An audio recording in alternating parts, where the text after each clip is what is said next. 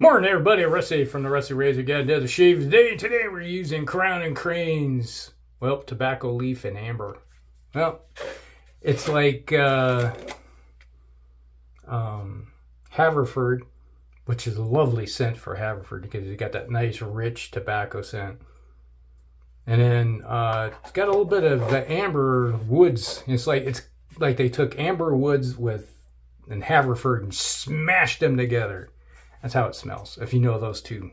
All right. Or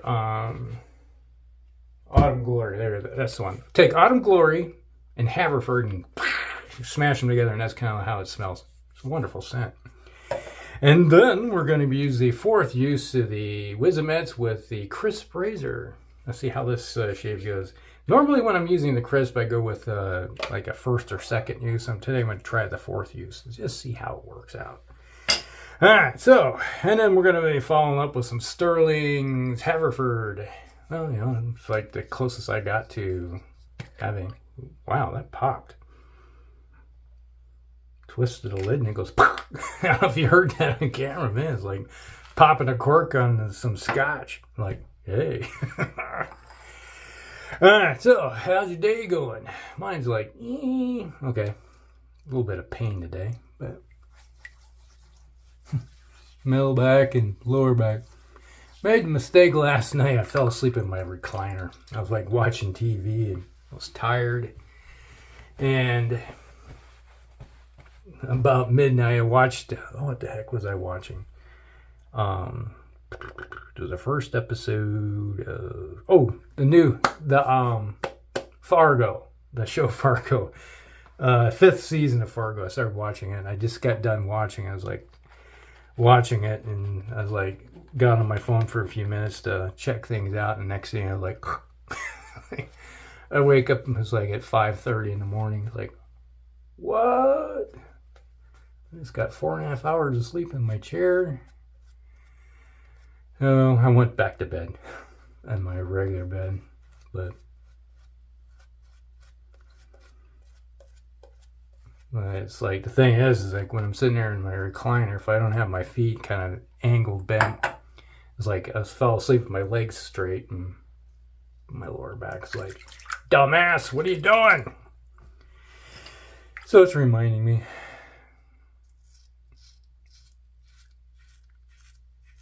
But yeah, I started watching that show, watched the first season of it. Oh my God, this chick that's in this, she gets kidnapped. And she turns the table. And it really, oh man, like, holy crap. She's like John Wick. Don't give this girl some hairspray, damn. There's more of this than meets the eye with her. The show starts off with her, they're at a, it's a school board meeting, and the school board meeting turns into a brawl. She guy comes at her and she pulls out a taser. He's like, arr! And all of a sudden someone grabs her from behind and she just goes right in the neck. It was a cop. Tases the cop and he's like, oh. And all the other cops just bounce on her. Ah! This little 115-pound little petite woman gets drug off by the cops for tasing another cop. Oh, man.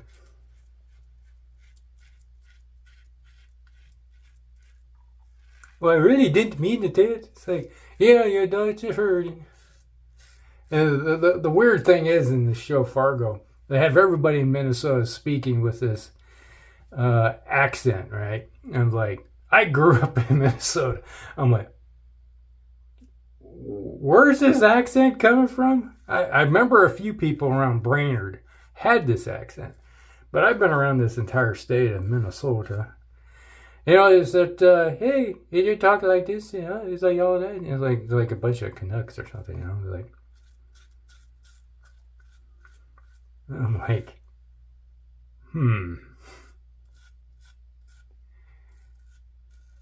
As you can see, I grew up in Minnesota. Do I have an accent? No. Now, my wife does say that whenever I go back up there, you know, it's like, get around the family for a while, like over a weekend, I come back with a slight accent, but it's not like that, not like they have. So,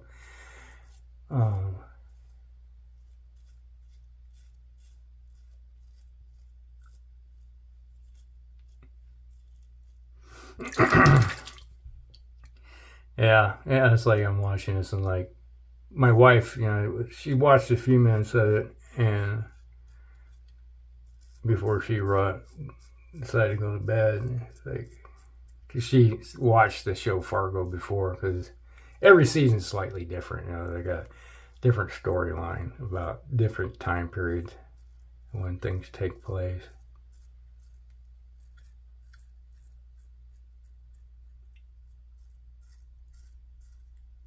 And so she just kind of was like, boy, that's a heck of an accent. I was like, yeah. He's like, you go in Minnesota. He's like, nah. No, not that bad. I gotta go back sometime and watch the original movie. And that's everything based on. It's like, the whole premise of is everything that's in this show is true. It's based on true. It's true that it's a show. That's the whole thing. It's like everything is based, but we changed the names to protect those that have died or something of that nature. With the little thing that they always put up at the very beginning in the first episode. It's kind of hilarious. Now, when I was a kid, living there, next door neighbor, God, what was his last name? He was basically, I think, Norwegian descent, and Lars, and he had an accent, but it wasn't that like you hear in the show. Hey, Elvie, you want to go out there and go fishing today? You know, that's more like an Irish accent, but you know what I mean? It's like I can't even do it. It's like I grew up there. I can't even make that accent. I was like, oh my God, that's terrible.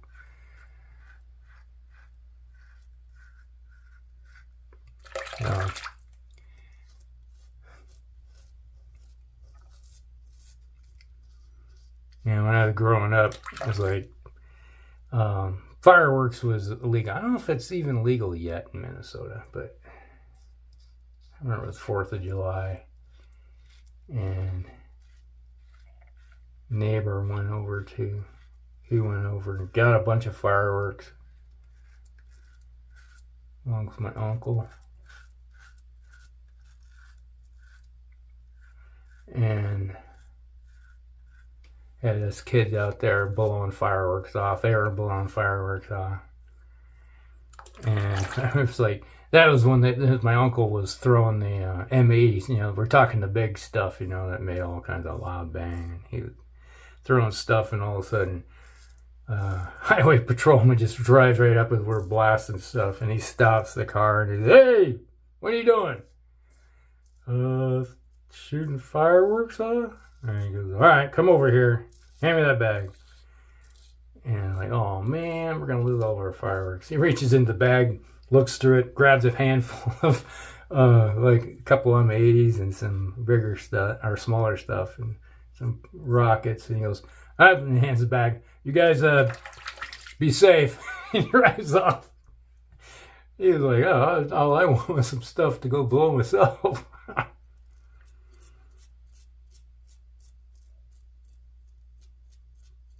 That was hilarious. The kind of stuff that you see when you're growing up.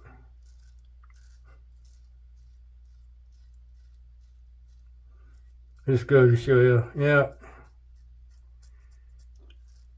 They're just like young kids too. They wanted to have fun.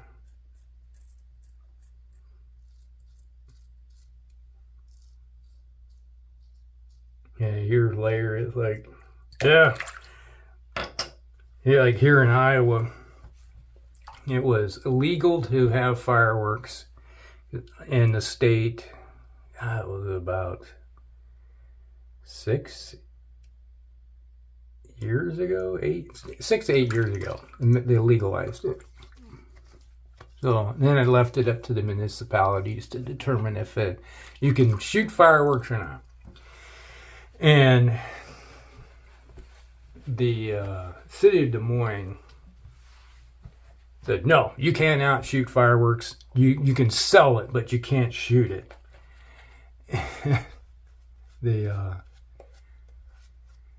All the city council members that said, nope, you can't do it. It was kind of it wasn't even. It's not all of them that decided to ban it or not. There was a few that said no. Let the people do what they want to do. But there was a couple of them that were just adamant. It's like, you cannot do this. And then people went to their place and started shooting fireworks above their house. Like, here, we're voicing our opinion of what we think of you. It was funny. But, we live up on a hill here in the city. We can oversee the whole metro all the way over to West Des Moines, Urbandale, Johnston. We see all the municipalities from our location. And 4th of July night, it looks like a war zone. Just going, the sky is just lighting up everywhere. And the very first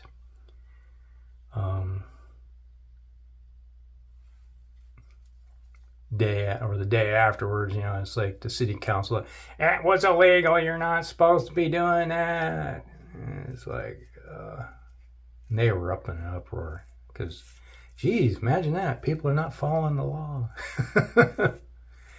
You make it legal in the state to possess it and purchase it, but you're saying we can't shoot it? Yeah.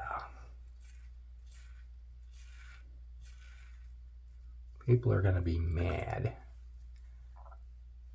This a little more. Nice and smooth. Right there. Yeah, it's like my neck. From here, like down through here, it just swirls. Then it's like you're new, you're like, you go against the grain. I was like, no, I'm not. I'm going with the grain, across the grain, and against the grain on my neck, no matter what direction I'm going. It's like, you just gotta figure out, now this is against the grain here. It's like, and then right here, it goes kind of like this. It's weird.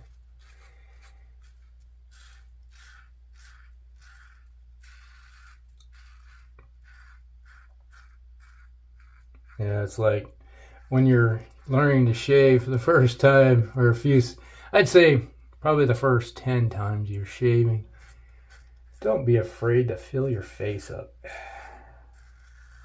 I shave in the shower, so that's why you always see me feeling my face, because I don't use a mirror. I just go by feel. And after it's been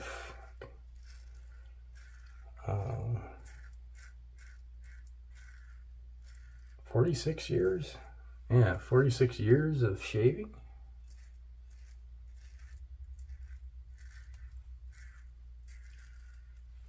It's one of those things where you're on autopilot. You don't think about it. You just do it. And that's where you gotta be. And it's smooth.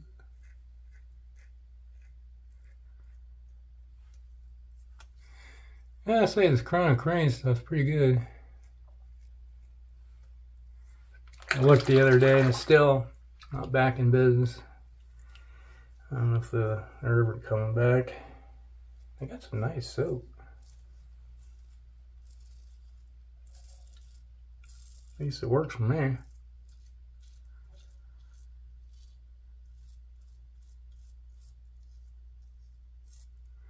But yeah, if you ever tried it, it's like, let's see, there's 8, 9, 10, 11, 12, 13, 14 tubs of it. Oh, yeah. And I got some more samples of them. Yeah, the samples are getting low though. They're probably on their last leg. It's one thing I always liked about this. Stirling and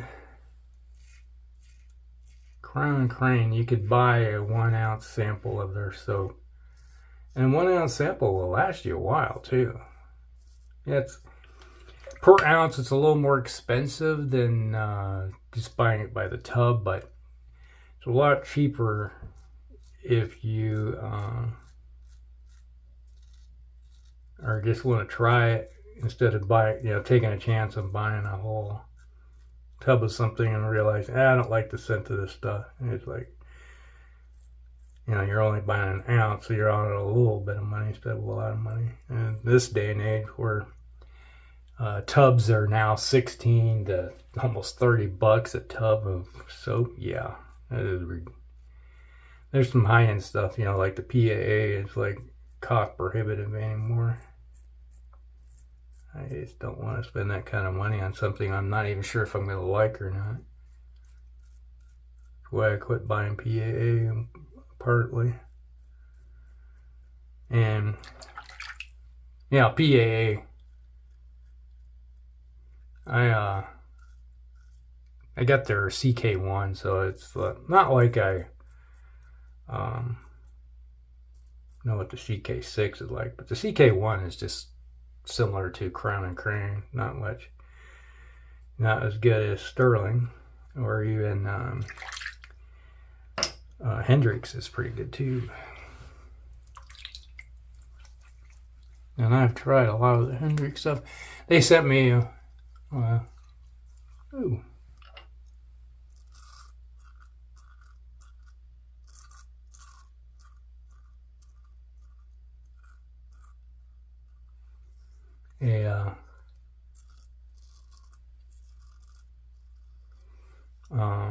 little samples of all of his soaps, which made it pretty nice because then I could try all the scents and everything. I was like, ooh, I got a checklist of Hendrix stuff that I would like to get eventually.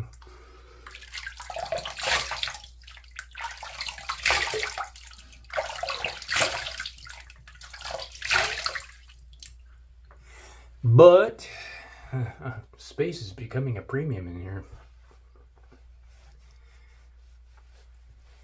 And you can see I got soaps here. You don't see all the soaps over here. Got them hanging from the door.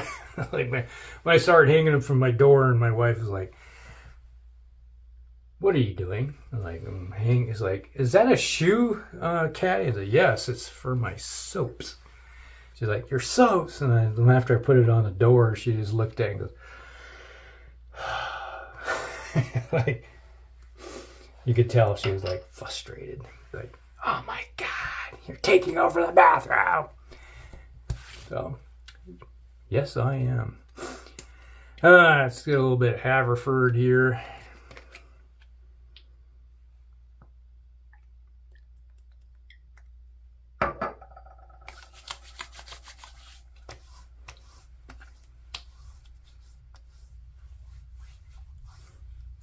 A little bit of tingling right here and right here. That's about it. Not much. Not bad. Good shade. So that was Stirling's Haverford. So we got a little bit of Crowne, Crane, and Stirling today. Smells good. A little bit of lotion too.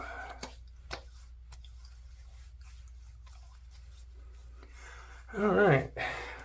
There's an affiliate link to the razor company down below for razor company, so affiliate link. So if you click on it, then there will be a little bit of kickback goes towards me as we slowly creep to the 600 subscriber mark, which then we'll do a giveaway at that point. So there you go. So Any support would be greatly appreciated.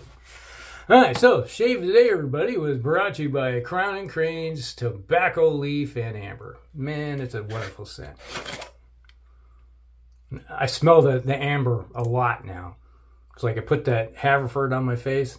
It is drowning out the tobacco leaf, and all I smell is amber. That kind of loamy scent that's coming across. Yep. And we had the fourth use of the Wizamet blades with the Krisp razor. Man, that was a great combination. I probably could have gone 5 or 6, but I'm going to bin this one. Usually go 4 anymore for most of my blades. Unless it's some of the other crappy ones, but I don't use those very often. Alright, so that's the Shave of the Day, everybody. Hope you guys like it. Like and subscribe, share with friends, and we'll see you next one. Rusty out.